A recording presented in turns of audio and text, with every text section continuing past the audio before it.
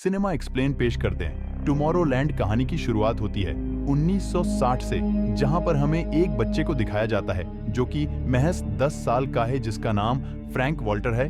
Frank का दिमाग बहुत ही तेज होता है, यानी कि वो नए नए आविष्कार करता है। उसने अभी एक जेट सूट बनाया है। उस जेट सूट को लेकर न्यूयॉर्क के वर्ल्ड फेयर में जहां पर लोग अपने आविष्कार को ले जाते हैं, वही फ्रैंक अपने आविष्कार लेकर डेविड निक्स के पास जाता है। डेविड उससे पूछते हैं कि क्या तुम्हारा जेट सूट काम करता है या नहीं। फ्रैंक डेविड को बताता है कि मेरा जेट सूट काम तो करता है, मगर सही से नहीं। वहीं पर एक लड़की भी होती है जिसका नाम एथिना है। वो फ्रैंक के उस आविष्कार से बहुत इंप्रेस होती है, मगर डेविड उसके काम को पूरी तरह से खारिज कर देता है, यानी रिजेक्ट कर देता है। जिस वजह से फ्रैंक बाहर उदास बैठा होता है तो उसके पास एथिना आती है।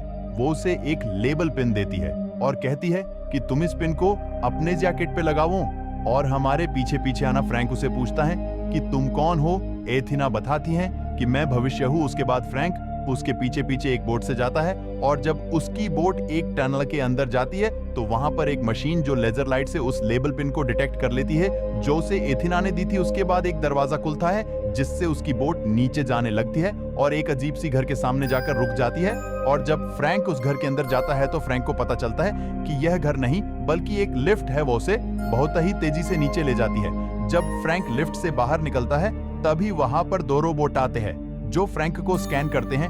वह फ्रैंक की जब जेट सूट को देखते हैं और उसके जेट सूट में जो भी कमियां या खामियां होती हैं वो रोबोट पूरी तरह से उसे ठीक कर देते हैं। तभी वहां पर 2 लोग आ जाते हैं। उन्हें देख फ्रैंक डरकर नीचे गिर जाता है और जब वह नीचे जमीन की तरफ गिर रहा होता है तभी वो अपनी जेट सूट को पहन लेता है, जिसे स्टार्ट करके जमीन पर गिरने से बच जाता है। उसके बाद फ्रैंक के पास एथिना आती है। उसे बताती है कि इस जगह का नाम टुमारोलैंड है। अब इस बात को कई साल हो चुके हैं। टुमारोलैंड में रहते रहते फ्रैंक अब बूढ़ा हो चुका है और आज का वक्त होता है सन 2015 का, जहां अर्थ पर एक लड़की को दिखाया जाता है जिसका नाम कैसी होता है। कैसी का दिमाग बहुत ही तेज है, जो नासा के लॉन्च प्रोग्राम में जानबूझकर बार बार खराबी ले आती है, क्योंकि उसके पिता नासा में इंजीनियर है। अगर लॉन्च हो गया तो उसके पिता की जॉब छूट जाएगी। कैसी अपने पिता की जॉब बचाए रखने के लिए कैसी ऐसा करती है। जब एक दिन कैसी नासा के लॉन्च प्रोग्राम में खराबी कर रही होती है तो वहां की सिक्योरिटी उसे पकड़ लेते हैं और पुलिस उसे अरेस्ट कर लेती है। अगले ही दिन जब उसे छोड़ा जाता है तो उसके सामान में एक लेबल पिन मिलता है। ये लेबल पिन ठीक वैसे ही होती है जैसे आज से कई साल पहले फ्रैंक को मिली थी। जब कैसी उस पिन को छूते ही वो टुमारोलैंड में पहुंच जाती है। ये देखकर कैसी पूरी तरह से परेशान हो जाती है। यहाँ हर चीज बेहद आधुनिक होती है। इसमें कैसी सबको देख सकती है, मगर कैसी को कोई भी नहीं देख सकता। और तभी उसकी पिन में रिवर्स काउंटिंग होना शुरू हो जाती है, यानी कि उसकी पिन की बैटरी खत्म हो रही है। और बैटरी खत्म हो जाने के बाद वो वापस अपनी अर्थ आ जाती है। कैसी पूरी तरह से परेशान होती है कि उसके साथ ये क्या हो रहा है। वो जल्दी से अपने घर जाती है और अपने भाई को सब कुछ बताती है। ये दोनों के दोनों इंटरनेट पर उस पिन को सर्च करना शुरू कर देते हैं और इंटरनेट पर इन्हें वैसा ही पिन मिल जाता है जिसमें एक एड्रेस होता है। और कैसी उस एड्रेस पर निकल जाती है। वहां पर एक शॉप होती है और जब कैसी उस शॉप के ओनर्स को वो पिन को दिखाती है तो वो पूरी तरह से परेशान हो जाते हैं। वो कैसी से पूछते हैं कि ए पिन तुम्हें कहां से मिला। कैसी कहती कि मुझे नहीं पता। वो कैसी से पूछते हैं क्या तुम्हें एक छोटी सी लड़की से मिली थी। कैसी कहती है कि मुझे किसी ने नहीं दिया। जब कैसी उनकी बातों का जवाब नहीं दे पाती है तो वो दोनों के दोनों कैसी पर हल्ला कर देते हैं। और उसी वक्त वहां पर एथिना आ जाती है। वो कैसी को बचाने के लिए शॉप के ओनर से भिड़ जाती है और लड़ाई में वो एक की गर्दन तोड़ देती है। और यहाँ पर कैसी को पता चलता है कि शॉप के जो ओनर्स थे वो रोबोट्स थे। कैसी और एथिना वहां से बाहर निकलते ही एक रोबोट अपने आप को ब्लास्ट कर देता है। एथिना बाहर आकर कार चुरा लेती है और कैसी को इस जगह से लेकर भाग जाती है। एथिना कैसी को बताती है कि जिसने सन 1968 में फ्रैंक को पिन दिया था, यानी कि वो भी एक रोबोट है, क्योंकि वो आज भी वो उतनी है। एथिना कैसी से कहती है कि मैं भी एक रोबोट हूँ, जो तुम्हें तुम्हारे सामान के साथ जो पिन मिला था वह मैंने ही रखा था। वो मेरे पास आखिरी पिन था और टुमारोलैंड कोई धोखा नहीं बल्कि वह एक सच्चाई है। यहाँ पर मेरा काम है पृथ्वी से ऐसे लोगों को टुमारोलैंड लेकर जाना जिनके अंदर टैलेंट हो, जो कुछ बनाना चाहते हैं, ताकि वह टुमारोलैंड में जाकर नई नई चीजें बनाएं। और इसीलिए तुम्हें भी टुमारोलैंड के लिए चुना गया है। अगली सुबह एथिना कैसी को फ्रैंक के घर के सामने छोड़कर वहां से निकल जाती है, क्योंकि वही इकलौता इंसान बचा है जो टुमारोलैंड जा सकता है। और जब फ्रैंक के घर जाती है और उसे उस पिन को दिखाती है तो फ्रैंक बाहर आता है और उसे कहता है कि तुम अपने घर वापस चले जाओ, पर कैसी टुमारोलैंड जाना चाहती हैं, इसीलिए वह उसके घर के बाहर बैठी रहती है। रात को फ्रैंक अपनी मॉनिटर पर देखता है कि उसके घर की तरफ एक जलता हुआ बुलडोजर आ रहा है। वह जल्दी से भागकर घर से बाहर जाता है और एक एडवांस फायर सिलेंडर से उस पूरे बुलडोजर को वहीं पर जमा देता है। तभी कैसी उसका फायदा उठा के उसके घर के अंदर घुस जाती है और दरवाजा अंदर से बंद कर लेती है। फ्रैंक उसे दरवाजा खोलने के लिए कहता है, पर कैसी कहती कि जब तक आप मुझे टुमारोलैंड नहीं ले जाएंगे तब तक मैं नहीं खोलूंगी। कैसी वहां पर बहुत आधुनिक गैजेट्स देखती है और जब वह कमरे के अंदर जाती है तो वहां पर बहुत सारी मॉनिटर स्क्रीन होती है जो पृथ्वी आने वाले भविष्य के सीन दिख रहे होते हैं। साथ ही यहाँ पर 6 दिनों का एक रिवर्स काउंट भी चल रहा होता है, यानी कि 6 दिनों में धरती पूरी तरह से खत्म होने वाली है। तभी फ्रैंक अंदर आ जाता है और वो कैसी को यहाँ से जाने के लिए कहता है, लेकिन कैसी कहती कि आपको मुझे बताना होगा कि यहाँ पर क्या चल रहा है और आपने ऐसा क्या किया था जिसे आपको टुमारोलैंड से बाहर निकाला गया।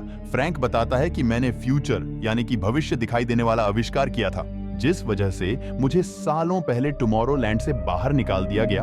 और तुम जो मॉनिटर्स पर धरती की जो भी तबाही देख रही हो यह निश्चित तौर पर होगी। पर कैसी उसकी बातों पर विश्वास नहीं करती और उसके विश्वास न करने की वजह से स्क्रीन्स पर जितने भी धरती पर तबाही चल रही होती है वो सब के सब नॉर्मल हो जाती है।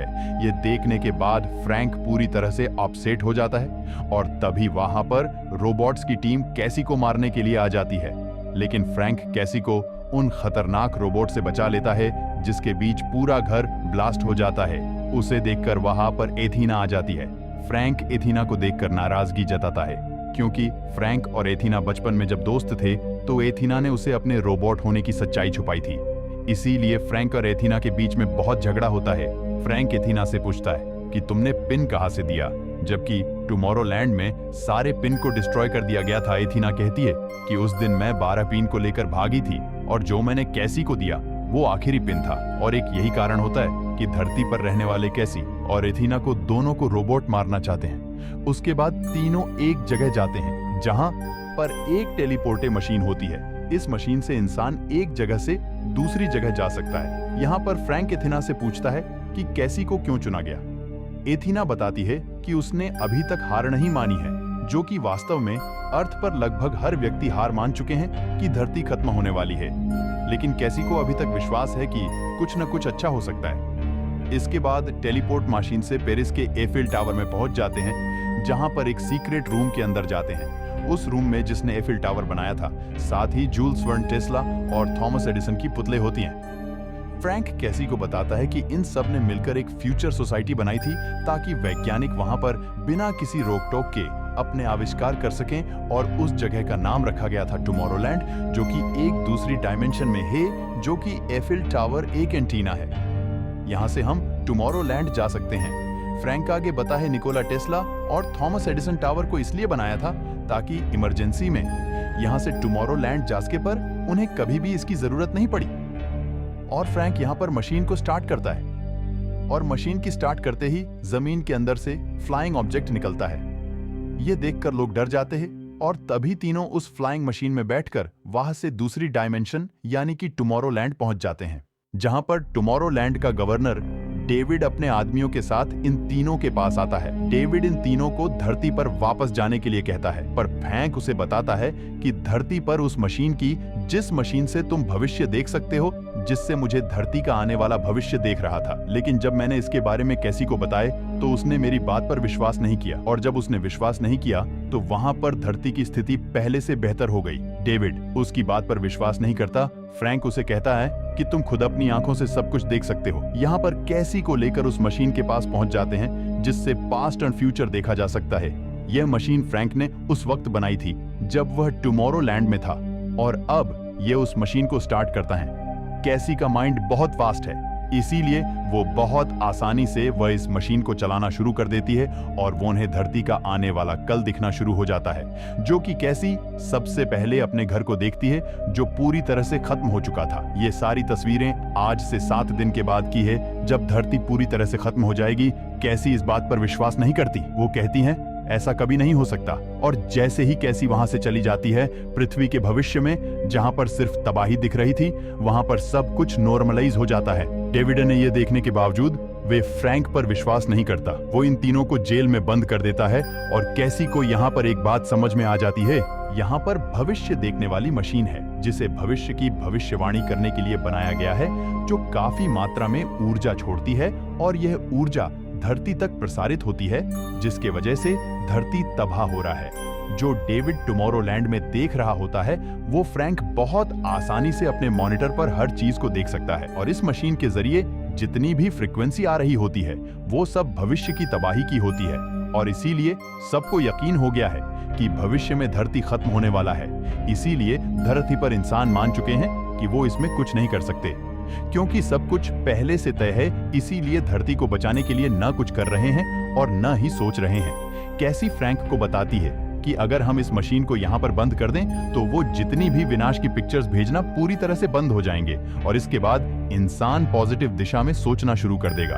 वही सारी बातें डेविड को बताते हैं, लेकिन डेविड उनकी बात पर यकीन नहीं करता है और डेविड कहता है कि इंसान खुद ही मरना चाहते हैं। हर रोज बड़ी तेजी से मौसम बदल रहा है, ग्लेशियर पिघल रहे, इंसान चाहे तो इसे रोक सकते हैं, लेकिन इसका विपरीत हो रहा है। वो कुछ करने की बजाय वो इसे मान चुके हैं कि उनका अंत निश्चित है।